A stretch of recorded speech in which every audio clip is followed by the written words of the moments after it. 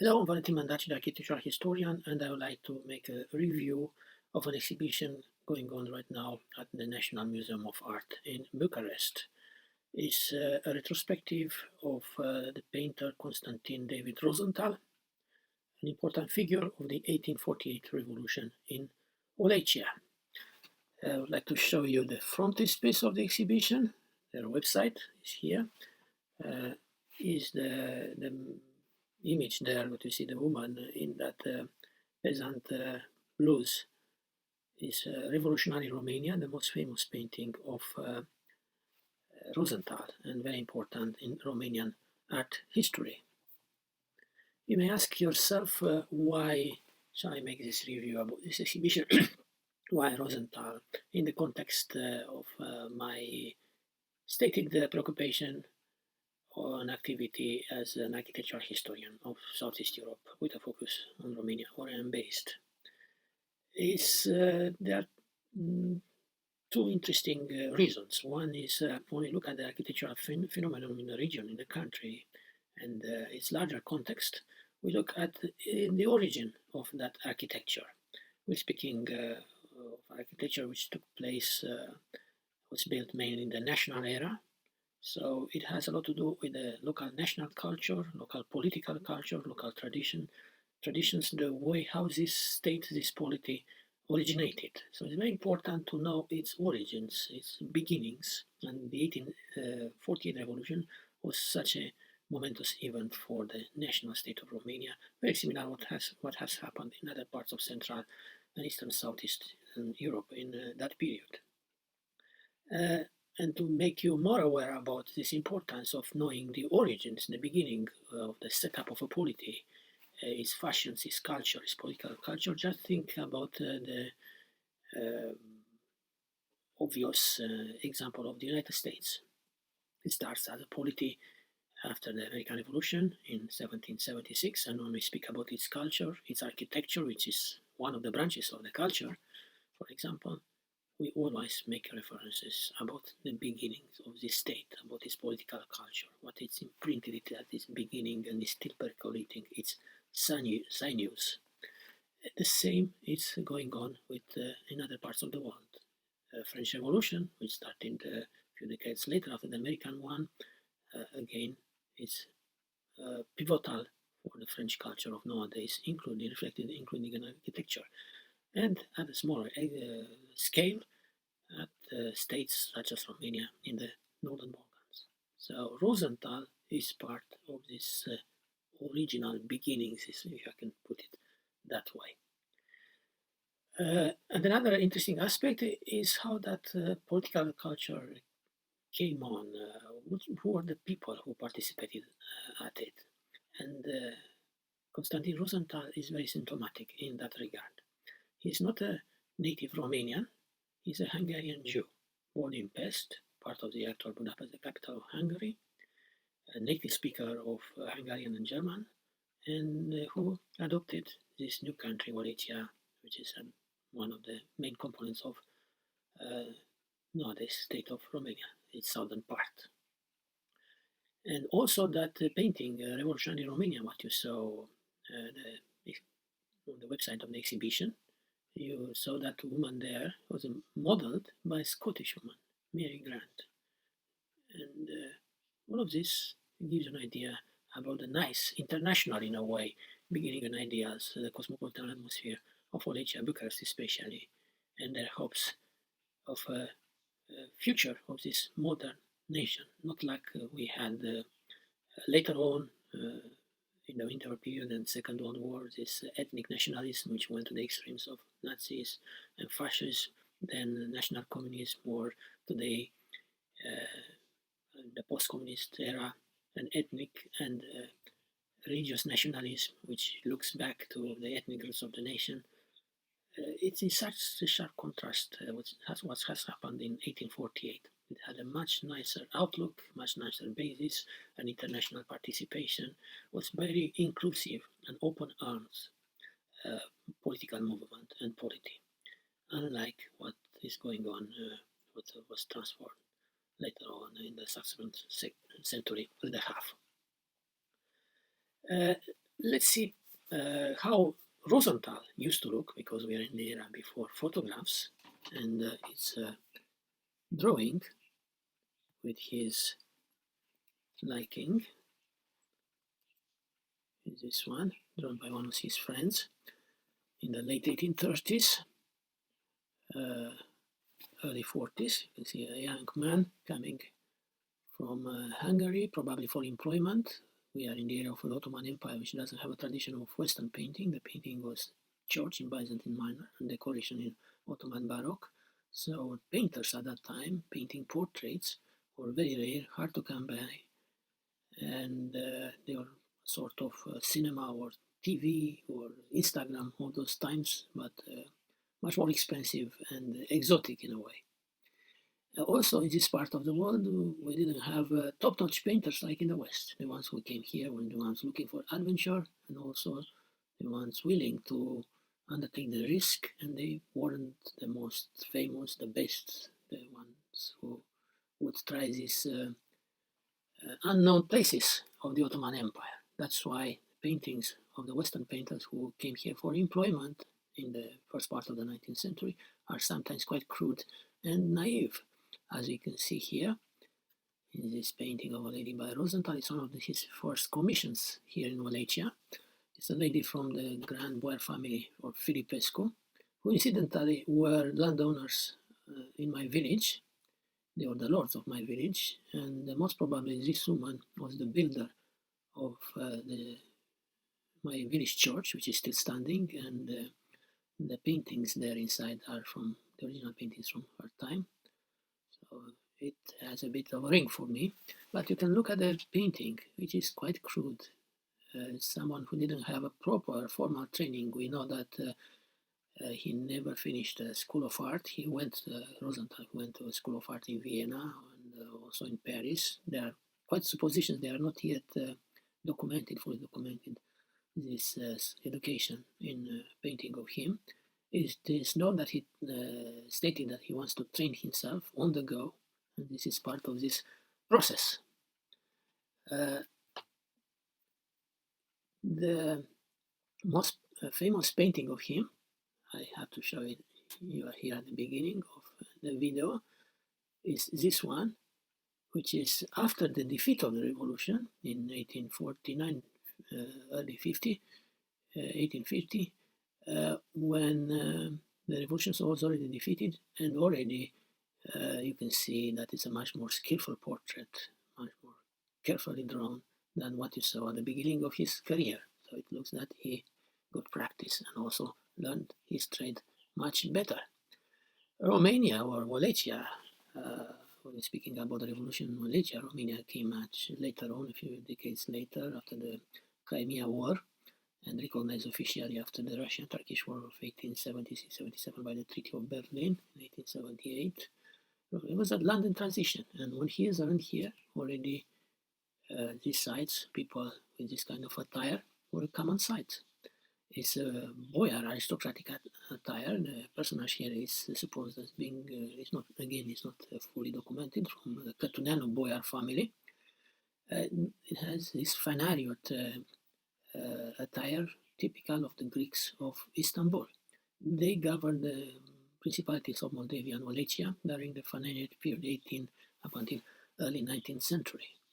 And this one was, as I say, the common sight in Bucharest at that time.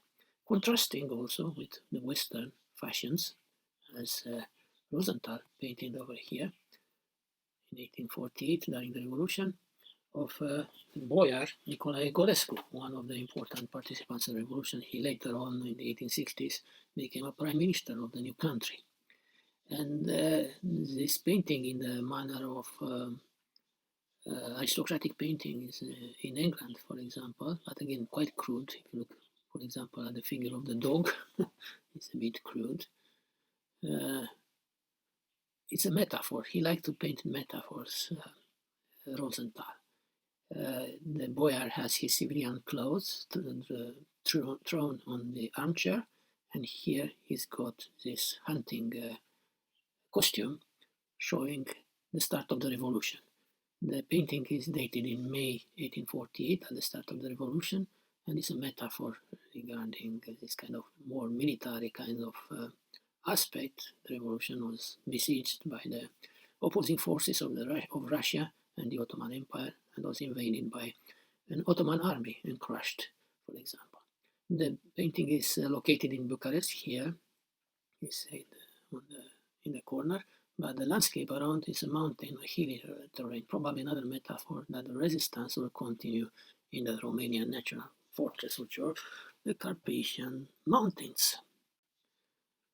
The revolution itself was quite successful at the beginning. Here we have a well-known painting of Rosenthal of Romania, personification of Romania. This young woman wrapped around in the Romanian tricolor, which came into being with the revolution. This flag being blessed by divinity, this ray, saluting this ray, which is illuminating a platform over here, is the speech platform in which the Revolutionary Committee declared the new order, the new constitution, democratic constitution to the population, the crowd around here in Bucharest, on what is called Câmpia Libertății, the field of freedom, which is happening to be here in the place where I'm broadcasting from, in the Filaret area. This painting is much more accomplished than the others, for example. Rosenthal was friend with one of the main movers and shakers of the revolution, Constantin Rossetti, known by the abbreviation, usually known by the abbreviation of his Christian name, C.A. Rossetti in Romania. He's one of the leading people of the revolution, close friend with Rosenthal, and part of this young group, the group of young people, Romanian aristocrats, and these foreign acolytes, equally young and enthusiasts like Rosenthal or Mary Grant, from who modeled the painting. Here is a painting in the manner of the Italian Carbonari, for example. It's how the many Romanians try to emulate them, Italian and French revolutionaries. This is his wife, Mary Grant, who posed for that famous painting. She was a Scottish woman, came here with her brother Effingham Grant, who was an engineer and went native. She went native as well, marrying Rossetti, and was very active part of the revolutionary circles of modernizing the country. Even their daughter was called Freedom, Libertate in Romanian, Freedom Sophia, Libertate Sophia, Sophia probably the wisdom of God.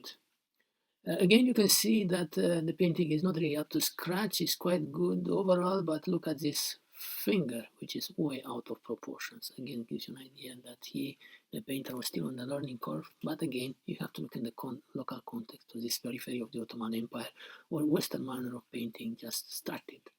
To give you again a flavor of how cosmopolitan the atmosphere was and the beginning of these nation states were and how auspicious they were, you can see that some of the important people of the revolution were Jews, local Jews, like this person here, banker who financed the revolutionaries. He is Joseph Elias Cohen. He was in the wool trade, for example. Again, you can see the in-between worlds culture of him. The hairstyle is Western, even quite English, British, and the attire, costume, is Oriental, like that Fanariot costume which I showed you at the beginning. Or another important banker, this one over here, is Davidian Belli, who again financed the revolutionaries, were very crucial in the initial success of the revolution. The revolution was unfortunately defeated by the intervention of the Ottoman troops at the request of Russia. Russia was the main reactionary force in Europe, who was asked by the Austrian Empire to intervene in its territory, for example, to crush the Hungarian Revolution, and Russia urged the Ottoman Empire to crush the Wallachian one. And Rosenthal painted revolutionary Romania, which in a way, as you can easily see, is modeled after the very famous celebrity painting of Eugène Delacroix, the freedom leading the people, from the 1830 revolution, when the French toppled King Charles X and installed the constitutional monarchy, the modern state. This in the same manner. You can see here Mary Grant in Romanian peasant blues, Ia in Romanian, very elaborate embroidery over here. She's got on her shoulder the Romanian tricolor, the flag, and also with a dagger in the other hand, a sign that the revolution is continuing. And here in the background is a small fighting scene from one of the important hostilities which took place in Bucharest between the incipient Romanian Wallachian army and the Ottoman intervention troop. This is the famous Dalul Spiri battle. And the general background is a bit of clear obscure again, the heavy clouds gathering, but she looks at the future. So a Romanian woman who is in fact Scottish, painted by adopted Romanian. Rosenthal was proclaimed one of the few Jews who obtained the Romanian Wallachia citizenship at that time. So by a Hungarian Jew, adopted as Romanian, and building up this new country, which is now part of the European Union, and its architecture, culture, and many aspects of life here, everyday life, are conditioned by what have happened in that period, and Rosenthal is an integral part of it. The exhibition is small, quite nice, easy to go in 1 hour, 2 hours, and also it has some fun things. For example, here I posed myself in a mock painting set next to the painting Revolutionary Romania, trying to be like her in mirror in a way. So it's a quite catchy exhibition, and it gives you a very good and quick idea about what has happened in those times. So I hope that I gave you a flavor at the beginnings of this polity, and similar things have happened in other parts of the Balkans and Central Europe, if not at the 1848 revolution. Later on the empires were broken after the Great War, for example, or what has happened at the fall of the Soviet Union. The processes are very similar. So it's very important to see the people who sparked and put into motion these events in order to understand the culture later on, among them this cultural phenomenon of architecture. So to have a good idea, you have to know these things. And I hope that through this retrospective to this review of Rosenthal exhibition, it commemorates 200 years since his supposed birth in 1820 in Pest, in Hungary, in Budapest, gives you that kind of flavor. Also, many aspects of his life and of revolution itself are not yet fully researched, or they are just scratched on the surface in Romanian historiography. It shows to you that these interludes of dictatorships, starting with the nationalism of the royal dictatorship in the 1930s, the fascist one, the war, Stalinism, national communism, post-communism, they are preoccupied with this kind of ideal, effusive idea of divine nation, and not looking into its properly, like scientifically, historical research into its past, that these things are quite a blank aspect, period of Romanian history, which is not yet researched properly. For example, they don't know many aspects of the early life of Rosenthal because no one probably went to archives in Budapest to research them. And not only about Rosenthal, but